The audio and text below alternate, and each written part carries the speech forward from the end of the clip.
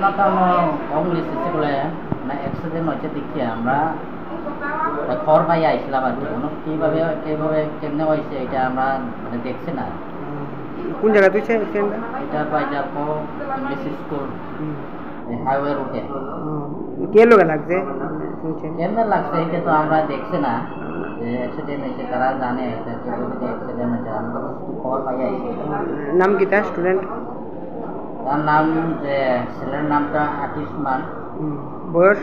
বয়স তার কত জানি অনুমান হইব 10 বছর। কোন ইয়েতে পড়ে? কোন ক্লাসে পড়ে? ক্লাস 3 পড়ে। কোন স্কুলে পড়ে? English school.